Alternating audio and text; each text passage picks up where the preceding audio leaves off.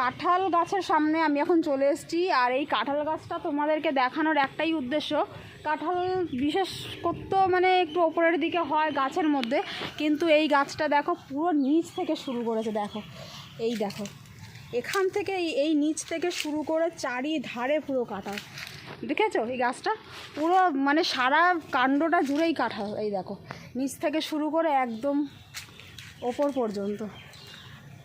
এরকম কাঁঠাল গাছ সত্যি বলছি আমি দেখিনি, আর আমি প্রথম এরকম দেখলাম। দেখো এই গাছটা তো পরপর দুটো গাছ, আর অনেক নিচু মানে নিচ থেকে কাঁঠালগুলো ঝুলছে, দেখেছো? ভালো লাগলো না? ইচ্ছা হলেই কিন্তু এখন এইটা আমি কেটে নিয়ে যেতে পারি, কিন্তু কাটবো না, কারণ এটা এখনও পাকেনি, এখনও এঁচড় আছে, তাই জন্য। কিন্তু যখন পেকে যাবে কাঁঠাল হবে অবশ্যই এসে কেটে নিয়ে যাব। ভীষণ সুন্দর লাগলো, আর সুন্দর লাগলো বলে তোমাদেরকে শেয়ার করে দিলাম। তোমাদের কেমন লাগলো জানিও।